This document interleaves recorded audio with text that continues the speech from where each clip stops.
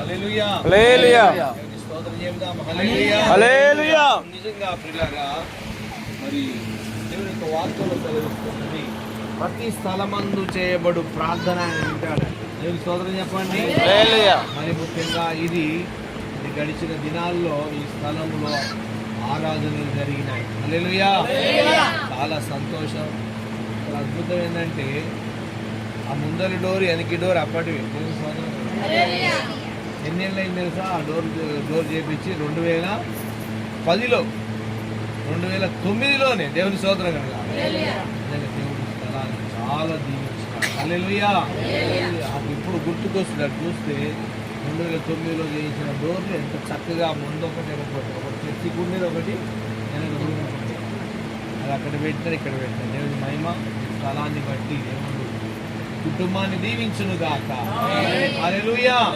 వచ్చిన సంఘ బిడ్డలందరిని బట్టి వందనాలు. పక్కన వాళ్ళకి ఒకసారి వందనాలు చెప్పుకోండి. ప్రేమపూర్వకంగా మన హృదయం ఫ్రీ అవుతుంది. హల్లెలూయా. వందనాలు చెప్పుకోండి. వందనాలు. హల్లెలూయా. మంచిది ప్రియులారా, నేను ఒక 25 నిమిషాలు దేవుని వాక్యం చెప్తాను. టైం కూడా చూసుకోవచ్చు. చక్కని సందేశం ఉంటుంది. ఎవరు కూడా అల్లరి చేయొద్దు. పిల్లల్ని జాగ్రత్తలో ఉంచుకోండి.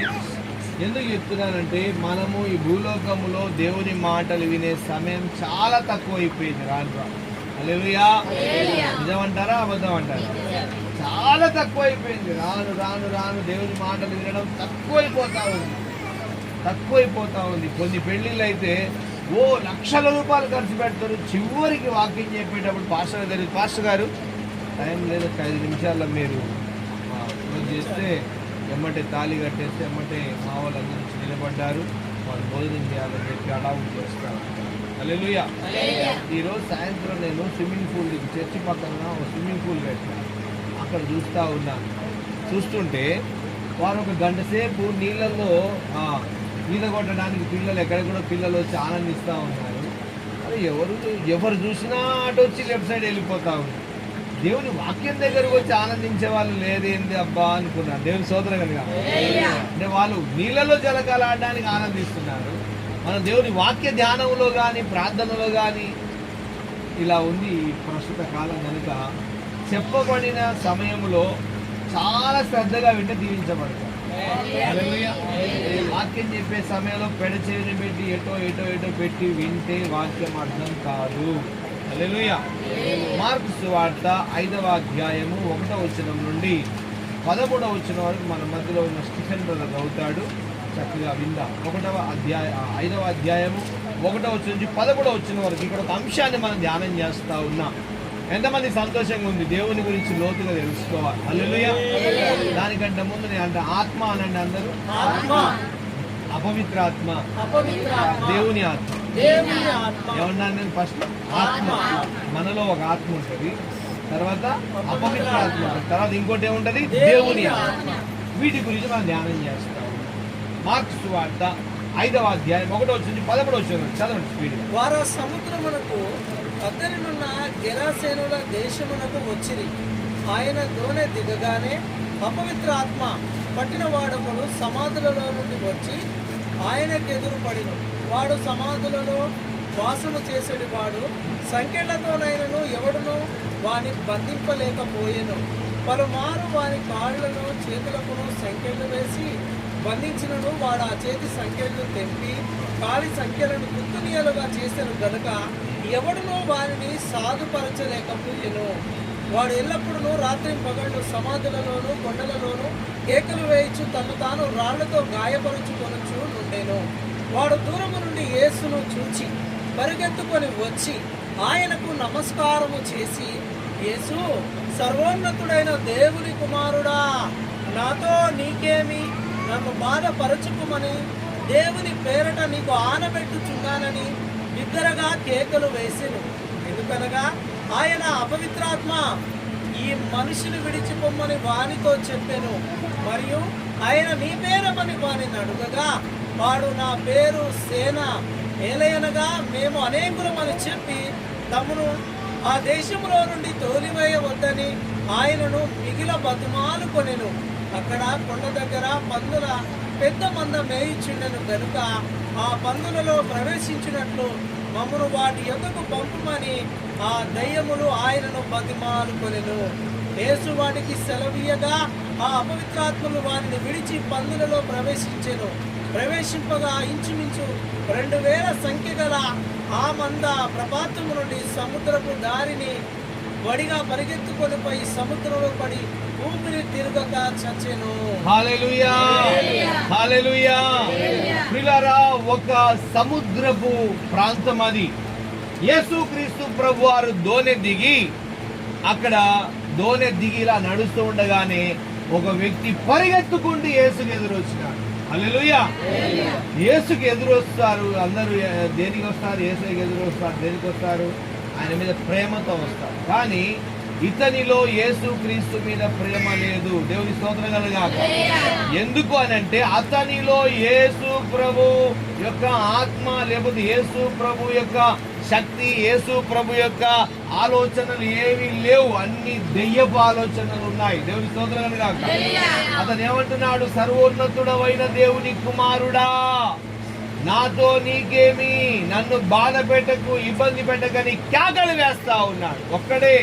ఎంతమంది చెప్పాలి? ఒక్కడే కేకలు వేస్తా ఉన్నాడు. ఆ సమయంలో యేసు ప్రభువారు అపవిత్రాత్మ ఇతనిని విడిచిపో అనగానే అపవిత్రాత్మ మాట్లాడుతూ ఉంది. అంతకంటే ముందు అపవిత్రాత్మ పట్టిన అందులో మనిషి కనబడుతున్నాడు కానీ మాట్లాడేది మనిషి కాదు. గుర్తుపెట్టుకోండి. స్తోత్రం కలుగాక. అతనిలో ఉన్న అపవిత్రాత్మ యేసయ్యతో మాట్లాడుతున్నాడు. మమ్ములను ఈ దేశము పోయేటట్టుగా చేయకయ్యా. ఏమంటున్నారు? మమ్ములను ఈ దేశము విడిచిపోయేటట్టుగా చేయకు అని చెప్పి బాధ పెట్టకని అతన్ని బతిమలాడుతుంటే, యేసయ్యని బతిమలాడుతుంటే యేసయ్య వాళ్ళే అంటున్నారు, యేసయ్య అపవిత్రాత్మ యేసయ్యని బతిమలాడుకుంటున్నాడు. యేసయ్య అన్నాడు, అపవిత్రాత్మ ఇతన్ని వదలిపో అనగానే 2000 పందులు ప్రమాదం భయంకరంగా ఒక్కొక్కసారి వద్దులే కానీ ఒక్కొక్కసారి కొన్ని ఉన్నట్టుగా జంతువులు కొన్ని గంతులు వేస్తూ ఉంటాయి. తెలుసా మీకు? మరి ముఖ్యంగా పందులు చాలా ఇష్టంగా గంతులు వేస్తూ ఉంటాయి. నిజంగా చెప్పాలంటే అందులో కొన్ని దురాత్మలు నివాసం చేస్తాయి. మనం కూడా చూస్తూ ఉంటాం. ఉన్న పాటిన 2000 పందులు సముద్రంలో పడిపోయి దయ్యాలను దేని పట్టుకున్నాయి? ఇప్పుడు ఇంతకుముందు ఎక్కడున్నా దయ్యాలు? ఎన్ని దయ్యాలు ఉన్నాయి? మినిమం ఎంత అంట? ఒక మనిషిలో ఎన్ని దురాత్మలు వచ్చి నివాసం ఉంటాయని ఆ ప్రదేశంలో ఉన్నవారు ఆశ్చర్యపోయారు. ఇదేంటి ఇన్ని చనిపోవడం ఏంది ఒక్క మనిషి నుంచి అంటే? ప్రియారా, ఒక మనిషిని యొక్క ఆత్మ మీదకి ఎన్ని దురాత్మలు వస్తాయంటే నిన్ను ఇబ్బంది పెట్టి నాశనం చేసి నిన్ను పాతాళం తీసుకుపోవడానికి ఎన్నైనా వచ్చి నిన్ను ఇబ్బంది పెట్టడానికి అవి తయారుగా ఉంటాయి. హల్లెలూయా. ఇది యేసు ప్రభువారు లోకములో ఉన్న ప్రజలకు విడుదల చేస్తున్న పరిచర్య. అయితే సమాజములో మందిరాలలో కూర్చొని ఉన్న వారికి కూడా పట్టుకొని ఉన్నాయి దయ్యాలు. దేవుని స్తోత్రం కలుగాక. హల్లెలూయా. అదే మార్కు సువార్త 1వ అధ్యాయం 21వ వచనం నుంచి ధ్యానం చేద్దాం మనం. ఇంతసేపు ఎక్కడ చూసాము? యేసయ్య ఆ సముద్రపు దరిన గెరాసేనుల దేశములో ఉన్న సముద్రపు దరిన దిగగానే ఒక వ్యక్తి ఎదురుపడ్డాడు. యేసయ్య గద్దించగానే అతనిలో ఉన్న దయ్యాలు 2000 దయ్యాలు బయట బాగానే ఉంది. కానీ మందిరంలో ఉన్న వ్యక్తికి కూడా దయ్యాలు పడుతున్నాయా? ఎందుకు పడతాయి ఆ దయ్యాలంటే విడిచి వెళ్ళినవి మళ్ళీ వచ్చి చూస్తూ ఉంటాయి. దాన్ని కనిపెట్టరు చాలా మంది. 2000 దయ్యాలు విడిచిపోయా. ఎన్ని విడిచిపోయా అతనిలోంచి? ఏదో ఒక్కటైనా మళ్ళీ వచ్చి చూస్తుందా లేదా? అతన్ని చూస్తుంది. వాక్యంలో మనం చూస్తాం. మార్కు సువార్త 1వ అధ్యాయం 21 చదువుకుందాం. అంతటా వారు కపెర్నహూములోనికి వెళ్ళిరి. వెంటనే ఆయన విశ్రాంతి దినమున సమాజ మందిరములోనికి పోయి బోధించెను. ఆయన శాస్త్రుల వలె గాక అధికారము గల వాని వలె. గమనించండి, వాక్య బోధ చాలా చోట్ల ఏదో నామకార్థపు మాటలతో చెప్పేవారు ఉంటారు, అధికారంతో చెప్పేవారు ఉండరు. ఇక్కడ తేటపరచబడుతుంది మనకి. కొన్ని సంఘాలలో ఏదో ఒక పేజీల వయసుగా కొన్ని ఏదో మాట ఈ రోజున బైబిల్ వచ్చిన చదవాలన్నట్టుగా చదువుతా ఉంటారు. శాస్త్రుల వలె కాక అధికారము గలవాని వలె, ఆయన శాస్త్రుల వలె కాక అధికారము గల వాని వలె వారికి బోధించిన యేసుక్రీస్తు ప్రభువారు బోధ చేసేటప్పుడు వారు ఆయన బుద్ధగించు లాలన చేసో యేసయ్య మాటలు చెప్పుడు. దేవుని స్తోత్రం కలుగాక. యేసయ్య వాక్యం చెబుతున్నాడు ఎక్కడ ఆయన అంటే ఆయన ఎలా చెప్తాడంట, అధికారము కలిగిన వాని వల్ల చెప్తాడు. ఆయన అధికారము కలిగి ఉన్నాడు. దేవుని స్తోత్రం కలుగాక. ఇంకా ముఖ్యంగా చెప్పండి, ఆయన అపవిత్రాత్మల మీద అధికారం కలిగి, దయ్యాల మీద అధికారం కలిగి ఉన్నాడు యేసయ్య. దేవుని స్తోత్రం చెప్పండి. ఒక మనుషుని జీవితాన్ని పాడు చేస్తున్న దయ్యాలను గద్దించే అధికారం కలిగి ఉన్నాడు యేసయ్య. చూసాం మనం ఇంతకు ముందు. హల్లెలూయా. ఒక మనిషిని పతనములోనికి ఎక్కడ ఉన్నాడంట, ఇంతకు ముందు దయ్యాలు పట్టినాడు. ఎక్కడ ఉన్నాడంట, సమాధులలో. ఏం చేస్తున్నాడు, ఎప్పుడు సమాధులలోనే తిరుగుతూ ఉండేవాడు. రాళ్ళు తీసుకొని గాయం చేసుకుంటూ ఉండేవాడు. ఎప్పుడు సమాధుల్లోనే తిరుగుతుండేవాడు. ఈ సమాధి మీద కొంతసేపు, ఇంకో సమాధి మీద కొంతసేపు, ఇంకో సమాధి మీద కొంతసేపు, అలా తిరుగుతూ అక్కడే తిరుగుతూ ఉన్నాడు. అలాంటి వ్యక్తి యేసు ప్రభు ముందుకు రాగానే యేసు ప్రభు అధికారముతో వాడిలో ఉన్న దయ్యాలను వెళ్ళగొట్టినట్టుగా చూస్తున్నాం. స్తోత్రం కలుగాక. ఒక మాట జ్ఞాపకం చేస్తాను ఈ సమయం. నీలో ఏ అపవిత్రాత్మ ఉన్నా, ఏ దయ్యపు ప్రభావం నిన్ను ఆవరించినా, ఏ సాతాను శక్తి నిన్ను శోధించినా, ఇదిగో అధికారం కలిగిన యేసయ్య దగ్గరికి వస్తే ఆయన తన అధికారంతో నిన్ను విడుదల చేస్తాడు. హల్లెలూయా. మార్కు సువార్త 1:23 వచ్చింది. ఆ సమయమున వారి సమాజ మందిరములో అపవిత్రాత్మ పట్టిన మనుషుడు ఒకడు ఉండెను. గమనించాలి, ఎక్కడంట, మందిరములో ఒకడున్నాడు. హల్లెలూయా. ప్రియులారా, ఈ రోజు మందిరాలలో కూర్చొని ఉంటారు కానీ ఆలోచనలన్నీ అపవిత్రంగా ఉంటాయి. కొంతమంది ఈ మధ్య కాలంలో యవనస్తుల ఆలోచనలు బహు భయంకరంగా, ఏమంటారు వాటిని, అపవిత్రత అని అందరు. అపవిత్రమైన ఆలోచనలు. ఏ ఆలోచనలు అంటే మనిషి ఆలోచన ఎలా ఉండాలి, పవిత్రంగా ఉండాలి. ఎలా ఉండాలి? కానీ ప్రజల ఆలోచనలు ఎలా ఉంటాయి, అపవిత్రముగా. ఈ అపవిత్ర ఆలోచనలు చేసేటప్పుడు అపవిత్రాత్మలు వచ్చేస్తాయి వాటిలోకి. హల్లెలూయా. ఈ దుష్ట ఆలోచన చేసినప్పుడు దుష్టుడు వచ్చి ఆలోచన ఇస్తా ఉంటాడు. దయ్యపు ఆలోచన చేసినప్పుడు దయ్యం వచ్చి నివాసం చేస్తుంది. వాడే మంచివాడు కాదు మీరు అనుకుంటున్నారు కానీ, ఆ 2000 దయ్యాలు పట్టిన పాపం అట్టయిందని కాదు. అతని ప్రమేయం లేకుండా ఏ అపవాది అతనిలోనికి ప్రవేశింపదు. ఆ కాలం చిన్నప్పుడు కాలమైన బాగా ఉంటుంది. ఓశ్రీ రేపురా అని గోడల మీద రాసుకుంటూ ఉండండి. దయ్యం వచ్చి బయట వచ్చి నిలబడి చూస్తుందంట. అది అరే రేపు రమ్మని చెప్పేసి మళ్ళీ వెళ్ళిపోతుందంట, మళ్ళీ రేపు వస్తుందంట అని కామెడీలు అన్నీ జనాలు. నిజంగానే చెప్పాలంటే ఆ కాలంలో ఒక మనిషిలోనికి పాస్టర్స్ గమనించండి, అపవిత్రాత్మ వచ్చే అవకాశం లేదు. ఎందుకంటే చలనచిత్రాలు లేవు, ఎలాంటి చెడు విషయాలు ఆలోచించే సమయం లేదు. అంతా మంచిగానే ఉంది ఆ కాలంలో. దగ్గర 90 లేకపోతే 87, 86 ఆ కాలం గుర్తు చేస్తూ ఉన్నా. ఇప్పుడు ఈ చలనచిత్రాలు వచ్చిన తర్వాత ఆ చలనచిత్రాలు గమనించాలి. ఇక్కడ సెల్ ఫోన్లు పట్టుకొని కూర్చుంటారా, సెల్ ఫోన్ నుంచి కూడా దెయ్యం లోపలికి వెళ్ళిపోతుంది. గుర్తుపెట్టుకో. దేవుని స్తోత్రం కలుగుతుంది. కంట్లోంచి కళ్ళలో చూసుకుంటుంది, అక్కడి నుంచి రూట్ చూసుకుని అది మైండ్లోకి వెళ్ళిపోయి, మైండ్లోంచి బాడీలోకి వెళ్ళిపోయి, బాడీలోంచి ఆట ఆడుతూ ఉంటుంది బాడీ. హల్లెలూయా. నిజం, ఇది అబద్ధం కాదు, నిజం. నేను చెప్తున్నాను. నేను ఆ కాలాన్ని చూసాను, ఈ కాలం చూసాను గుర్తు. అప్పట్లో చలన చిత్రాలు వార్తలు ఉండేవి. ఏదో అన్నదమ్ముల అనుబంధము, అక్కా చెల్లెల ప్రేమ, తండ్రి కుమారుల ప్రేమల గురించిన సినిమాలు తప్ప చెత్త సినిమాలు లేవు. అప్పట్లో సీరియళ్ళు కూడా అత్తా కోడలు ఎలా ఉండాలి పాపం మంచిగానే చెప్పినారు అప్పట్లో స్టార్టింగ్ సీరియల్. ఎందుకంటే నేను అప్పట్లో డిష్ కింద పనిచేసేవాడు. నేనే డిస్ట్రిబ్యూట్ చేస్తూ అనేక చూసినప్పుడు చాలా బాగుంది అప్పటి ప్రపంచం. ఇప్పుడు ఈ పాప ప్రపంచములో అది కంటిలో నుంచి మెదడులోంచి హృదయం నుంచి సర్వ శరీరాన్ని లోపరుచుకుంటుంది ఆ దురాత్మ శక్తి. దేవుని స్తోత్రాలు కాక. పొరపాటున కూడా పనికి మాల చూసారా, కన్ను ఆక్యుపై చేసుకుంటుంది. అది ఈ కన్నుని ఏం చేస్తుంది తెలుసు, అది ఆకర్షించేస్తుంది. నువ్వు ఒక అరగంట చూడకపోతే ఆగదు నీ కన్ను. తాగబోతే ఆడికి ఆగదు, వణుకుతూ ఉంటుంది. ఎందుకు వణుకుతా అంటే కొంచెం పడితే కానీ ఆగదన్నా, ఎందుకు ఇక్కురుపుతుంది చేతంటే కొంచెం పడితే కానీ ఆగదన్నా, 90 తాగితే కానీ ఆగదన్నా. నువ్వు కూడా సెల్లు పట్టుకొని సెల్లు చూడకపోతే నీ హృదయం ఆగదు.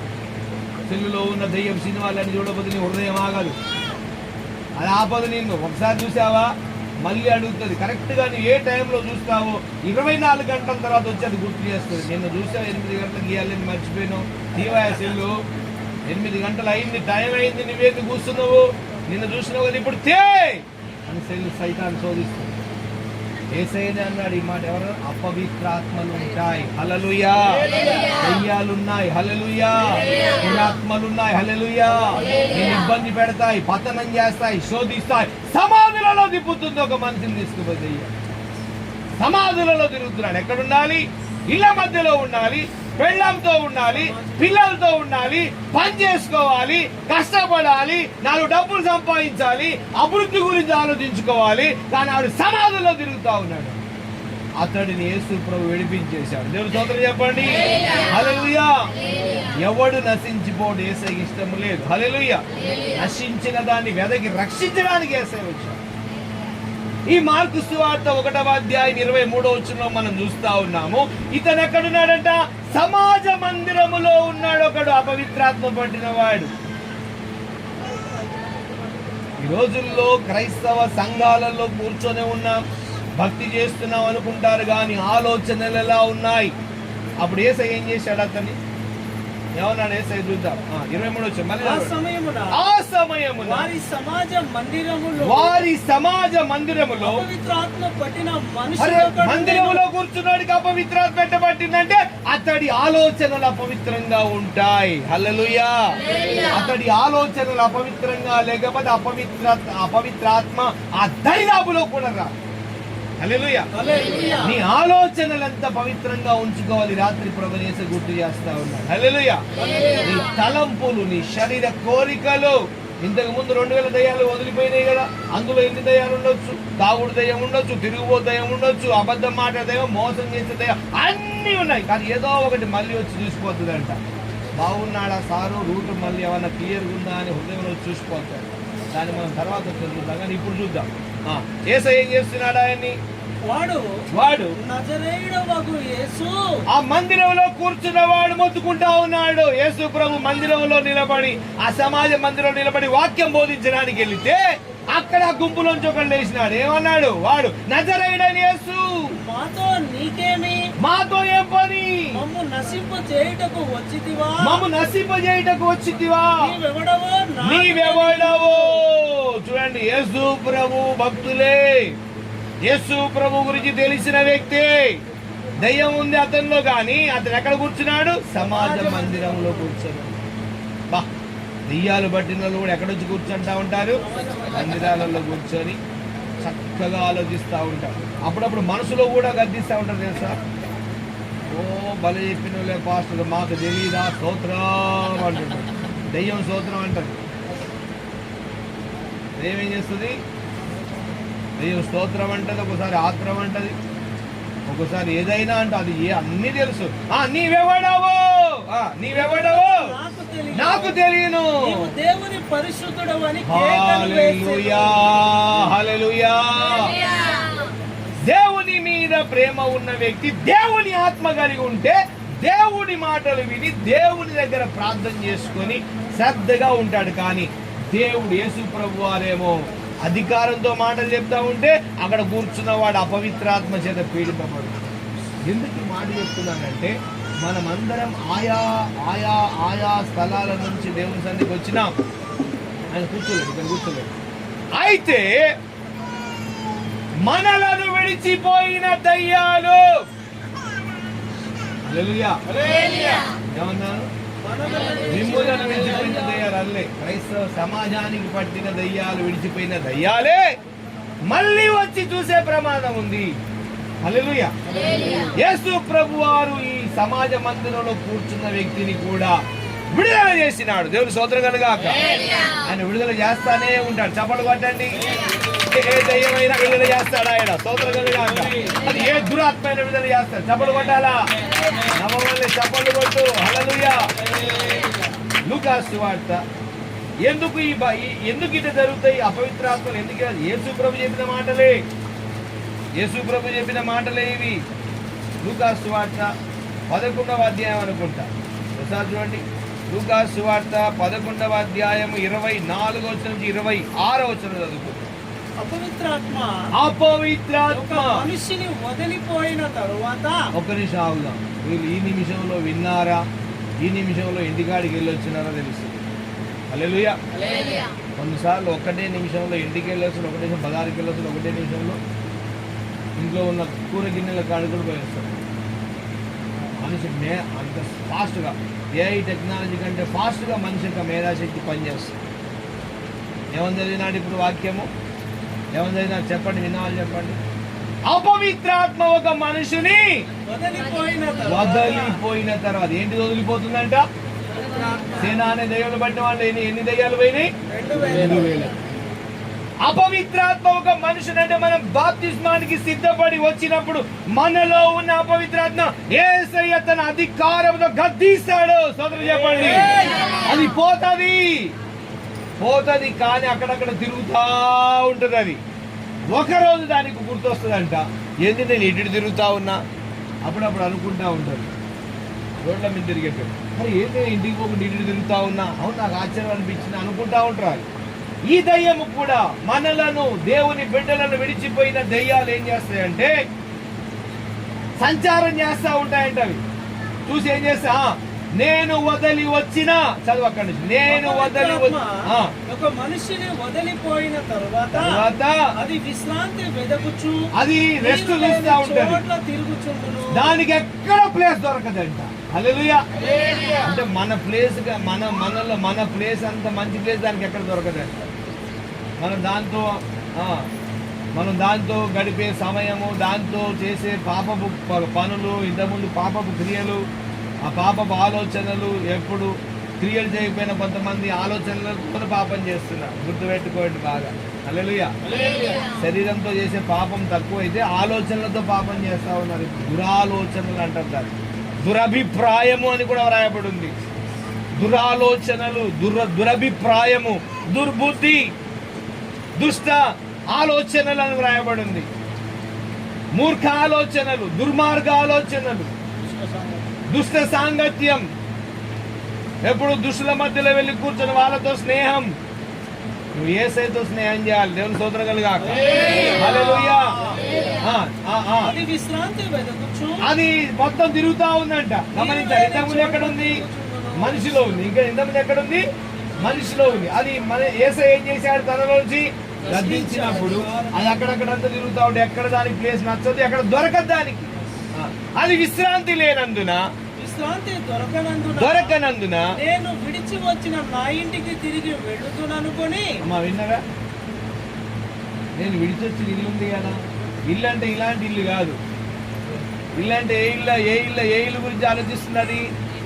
నేను ఆ మనిషిని వదిలి వచ్చిన కదా, అది నా ఇల్లు అంటుంది. అది ఓయమ్మ. సాతాన్ ఏమంటుంది? అది నా ఇల్లు. ఎందుకు? ఇంతకుముందు నేను అందులో ఉన్నాను, ఇంతకుముందు నేను అందులో నివసించాను, అతనితో జీవించాను అని అంటున్నది. అది అంతకు నేను విడిచి వచ్చిన నా ఇంటికి సైతానుడు ఏమంటు నా ఇల్లు అంటుంది. యేసయ్య ఏమంటున్నాడు? మీరు మీ సొత్తు గారు విలువ పెట్టి కొనబడిన వారు గనక మీ దేహముతో దేవుని మహిమపరచుడు. మీరు నా సొత్తు అని యేసయ్య అంటున్నాడు. దెయ్యం ఏమంటుంది? యేసయ్య నా ఇల్లు అది అంటుంది. హల్లెలూయా. ఇప్పుడు ఏం జరిగి చూద్దాం. వచ్చి ఆ ఇల్లు ఊడ్చి అమర్చి ఉండుట చూచి వెళ్ళి తనకంటే చెడ్డవైన. వింటలేరు మీరు? ఇక్కడ ఒక దెయ్యము పోయింది అనుకున్నాం కదా, అది అక్కడక్కడ చూసి మళ్ళీ ఏం చేస్తాడంట? మళ్ళీ వచ్చి చూస్తుందంట. ఉందా? పరిశుద్ధంగా ఉందా ఈ మనిషి? పరిశుద్ధంగా ఉన్నదా? ఎలా ఉందో చూద్దాం. ఆలోచన ఎలా చెక్ చేస్తుంది వచ్చి దెయ్యం. కరెక్ట్ చెప్పాలంటే దెయ్యం చెక్ చేస్తుంది వచ్చి. దెయ్యం ఏం చేస్తుంది వచ్చి? మనిషిని ఎలా ఉంది? ఇంతకుముందు చాలా చేసేది ఇప్పుడు ఏమైనా చేస్తుందా అని చూస్తుందంట. ఒకవేళ నువ్వు అలాంటి ఆలోచనలతో ఉంటే, పనులు చేయకపోయిన ఆలోచనలతో ఉంటే, కమాన్ గో బ్యాక్ అని పోతాంట. మళ్ళీ పోయి వచ్చేయండి రా, 7 వచ్చేయండి అని చెప్పి తనకంటే చెడ్డవైన మరి 7 చెడ్డ దెయ్యాలను పట్టుకొని వచ్చి, ఇక రండి మనకి ఇక్కడ ఇల్లు దొరికిందని చెప్పేసి ఆ ఇంట్లో వచ్చి ప్రవేశం కాపురం చేస్తాయంట. వాక్యంలో రాయబడిదా తన మొదటి స్థితి చదవండి ఒకసారి.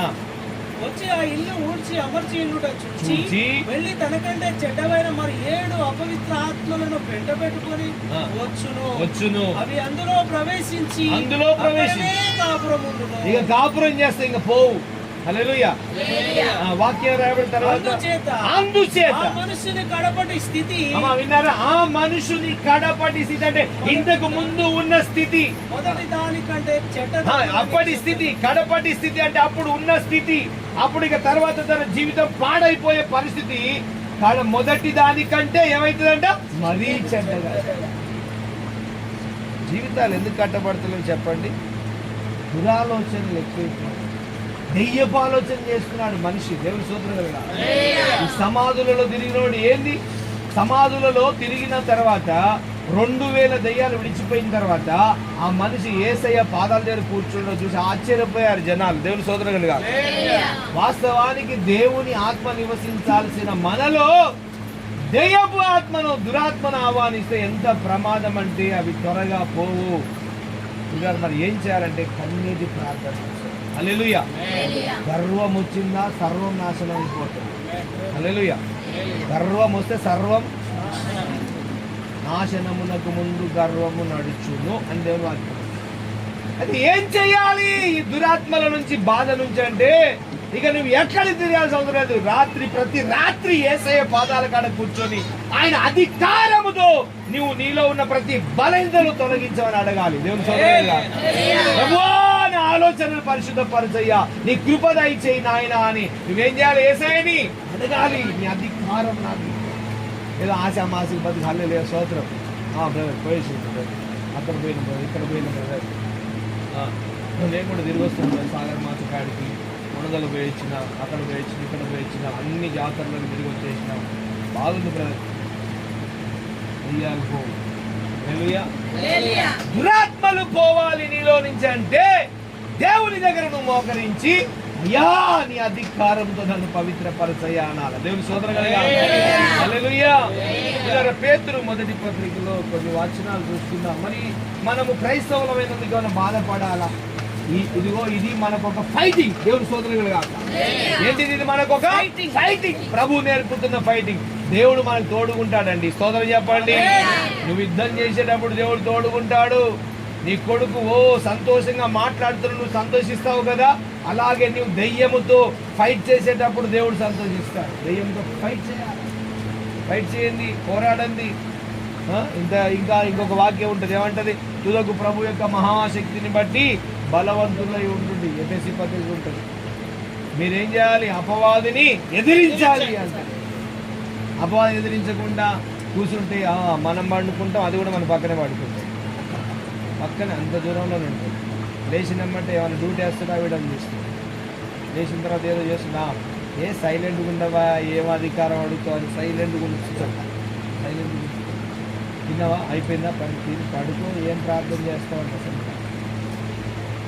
సైతాన్ చేయలేదు. సైతాను నిన్ను ఏం చేయలేదు అంటే ప్రార్థన చేయలేదు. సైతాన్ అంటూ నువ్వు ప్రార్థన చేస్తాడు, సైతాన్ ఉండదు. స్తోత్రం చెప్పండి. నువ్వు మోకరించి ప్రార్థన చేసి వాక్యం ధ్యానం చేసుకుంటే ఎప్పుడు దేవుని ఆలోచనతో ఉంటే సైతాన్ అక్కడ ఉండదు. హల్లెలూయా. నువ్వు ప్రార్థన చేస్తున్నాడు, సైతాన్ ఉంటుంది. వాక్య ధ్యానం లేదు, సైతాన్ ఉంటుంది. దురాలోచన అంటే పక్కనే ఉంది, అది అక్కడి నుంచి పాస్ చేస్తుంటుంది. సిగ్నల్ లేదు అంటాం కదా, సిగ్నల్ దానికి ఫుల్ సిగ్నల్ ఉంటుంది. ఈ నెట్వర్క్లు అన్నిటికంటే ఎక్కువ నెట్వర్క్ అదే చేస్తుంది. పేతురు మొదటి పత్రిక. మనం అధికారాన్ని అడగాలి. హల్లెలూయా. యేసయ్య మనకు అధికారం ఇచ్చినాడు. అధికారంతో అపవిత్రాత్మలను గద్దించాలి. హల్లెలూయా. పేతురు మొదటి పత్రిక 4వ అధ్యాయం 12వ వచనం చదువుతాం. ఫైటింగ్ ఎంతమంది కావాలి? దేవుడు శక్తిని ఇవ్వబోతున్నాడు. హల్లెలూయా. శక్తి ఎంతమంది కావాలి? దెయ్యాన్ని తొక్కి దెయ్యాన్ని గద్దించి, దెయ్యాన్ని గద్దించి తొక్కి దెయ్యాన్ని పాలనల శక్తి ప్రభు నీకు ప్రార్థన శక్తి. 1 పేతురు 4వ అధ్యాయము 12వ వచనం. ప్రియులారా, మిమ్మును శోధించుటకు మీకు కలుగుచున్న మహాశ్రమను గూర్చి యేసయ్య నమ్ముకున్నప్పుడు వస్తాయి. మీరు అనుకుంటున్న శోధనలు వచ్చినాయి, వస్తాయి, కానీ ఆ శోధనలలో ప్రభు హస్తం మనకు తోడుగా ఉంటది. హల్లెలూయా, హల్లెలూయా. ఆ శోధనలో ప్రభు హస్తం మనకు తోడుగా ఉంటుంది. కావాలా వద్దా పోరాటంలో దేవుని తోడు? ప్రియులారా,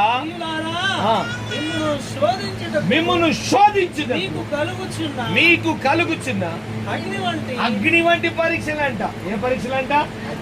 అగ్ని వంటి పరీక్షలు, మహాశ్రమను గూర్చి మీకేదో ఒక వింత సంభవించినట్టు ఏమో అయిపోతుంది. యేసయ్య నమ్ముకున్నాను, ఒకటి కూడా మంచి జరుగుతుంది, ఏదో శోధన ఎక్కువైపోతుంది అని అనుకుంటావు. ఏదో జరుగుతుంది, విడిచిపెట్టాలేమో యేసయ్యని. నేను యేసయ్య నమ్ముకున్న తర్వాత సరిగా ఉండకలేకపోవడం ద్వారా ఇలా అవుతుందేమోనని కొంతమంది బాధపడుతుంది. కాదు కదా, నిన్ను నేర్పుతుంటాడు ఫైటింగ్. దేవుని సోదరు కదా. హల్లెలూయా. బాక్సింగ్ చూశారు, బాక్సింగ్ చూసారు.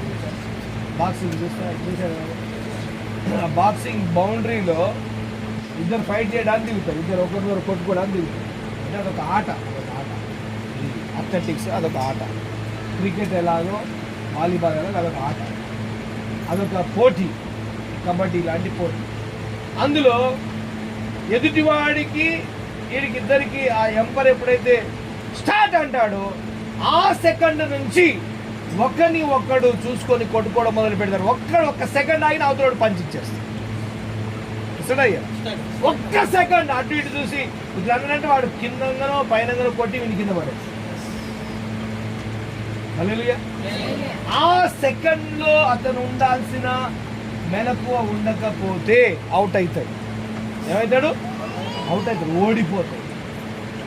ఈ శ్రమల కాలములో, సాతాను పెట్టే శ్రమల టైంలో నువ్వు పోటీలో ప్రార్థన శక్తిని పొందుకోకపోతే శోధన నీకు ఎలా కనబడుతుంది? ఏదో విచిత్రంగా కనబడుతుంది అంట.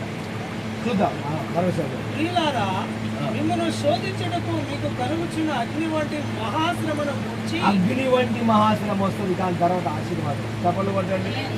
అగ్ని వంటి శ్రమ వస్తే తర్వాత ఏమొస్తుంది? ఆశీర్వాదం. ప్రతి ఇనుప వస్తువు తయారు చేయడానికి ఏం చేస్తారు చెప్పండి? వేడి చేస్తారు. వేడి చేయగానే అయిపోతుంది. వేడి చేసిన తర్వాత ఏమవుతుంది? ఒక ఆభరణం, బంగారు వస్తువు కూడా తయారు చేసినప్పుడు ఏం చేస్తారు? వేడి చేస్తారు. వేడి పుట్టము వేయబడిన అనుభవంలో ప్రభు నడుపుతాడు. హల్లెలూయా. ఆ టైంలో బలహీనమైపోయి అలాగే మనసు బాగాలేదు. చాలామంది చాలా చోట్ల ఫెయిల్ అయిపోతుంటారు. మనసు బాగాలేదు, ఏదన్నేమో తేడా ఉంది. ఇందాక ఏం తమ్ముడు అంటే మనసు బాగాలేదు, ఏమైంది, ఏదో ఇవ్వాల ఇబ్బంది అనిపించింది అని చెప్పి చాలామంది యవనస్తులు వస్తారు. ఎగురుకుండా పాపం తీసుకుంటారు వచ్చి.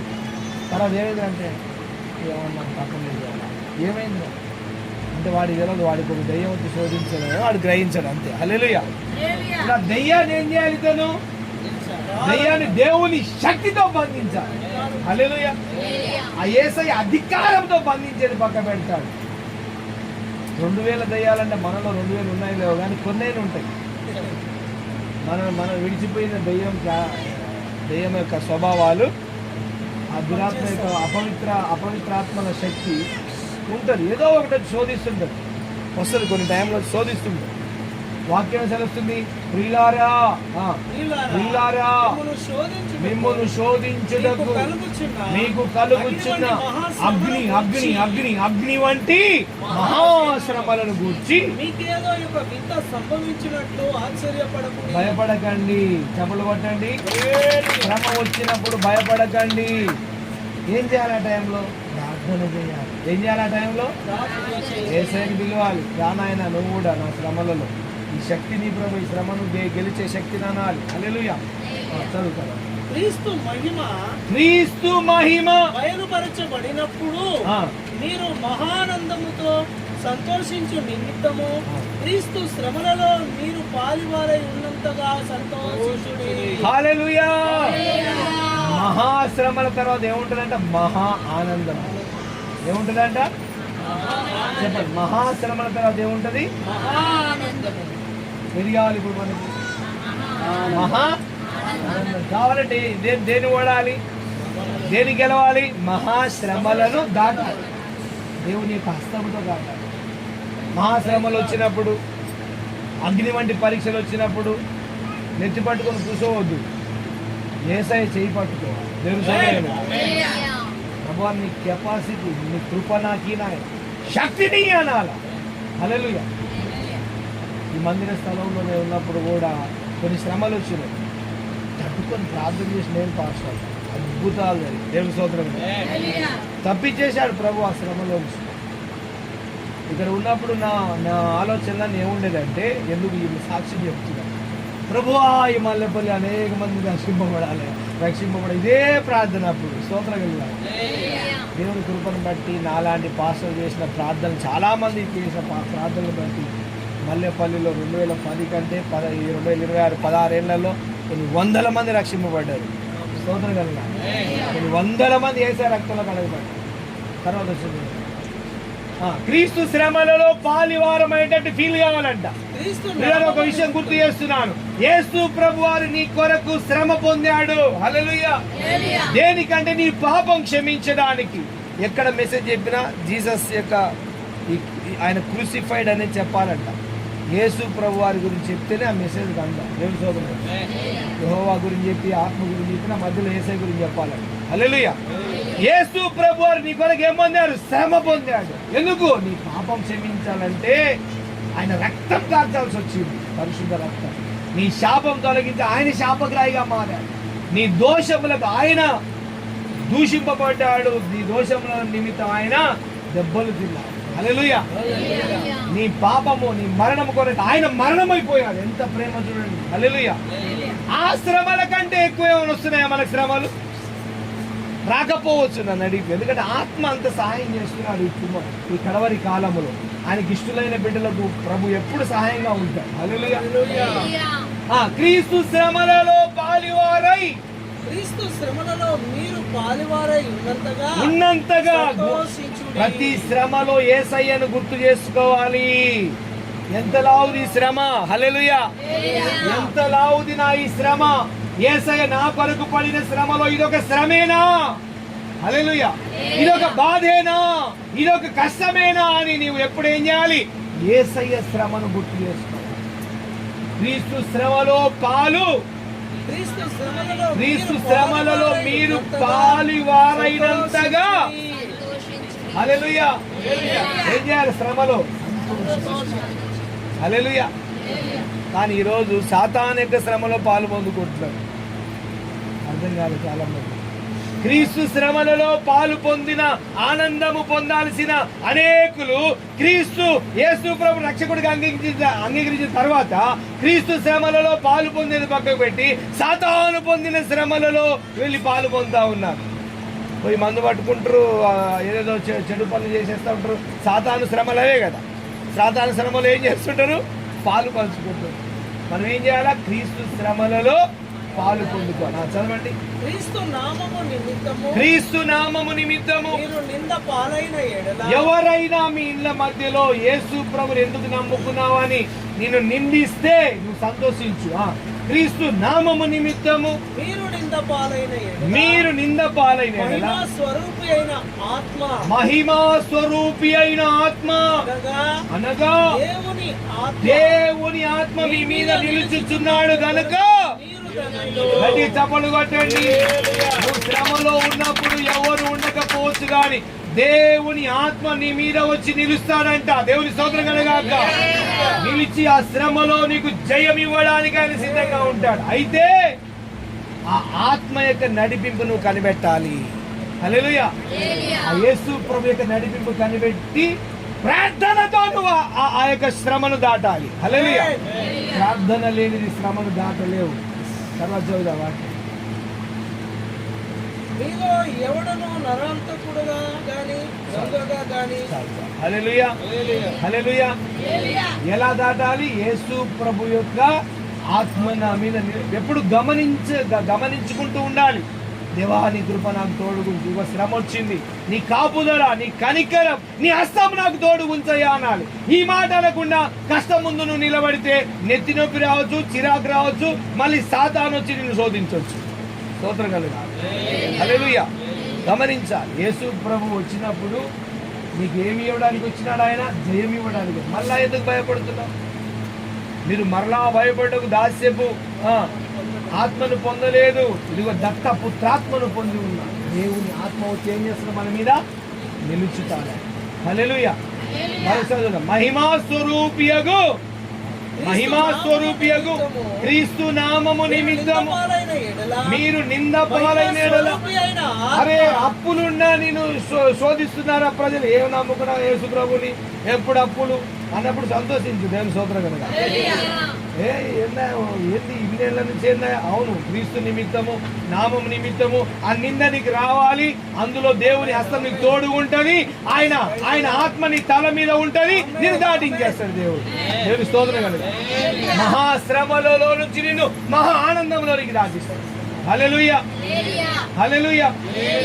క్రీస్తు నామము నిమిత్తము మీరు నింద పాలైన ఎడల మహిమా స్వరూపి. అందరు చెప్పండి, మహిమా స్వరూపి దేవుని ఆత్మ. చెప్పండి గట్టి, నా దేవుని ఆత్మ నా మీద నిలుస్తాడు.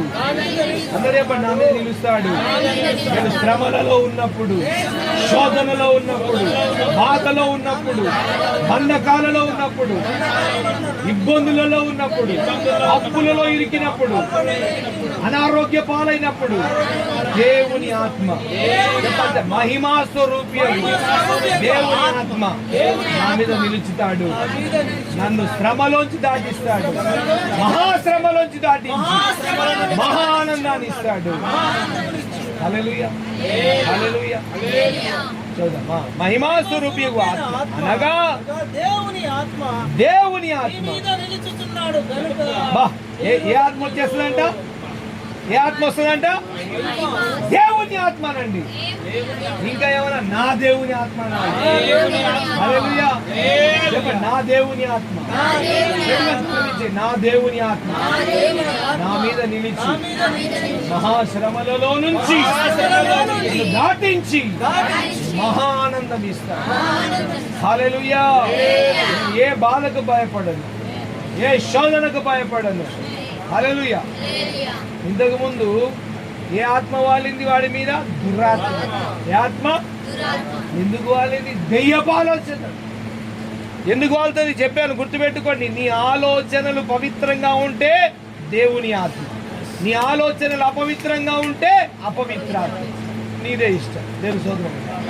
హల్లెలూయా. ఎలా ఉండాలి ఇప్పటి నుంచి ఆలోచన? ఏ ఆత్మ వస్తున్నప్పుడు?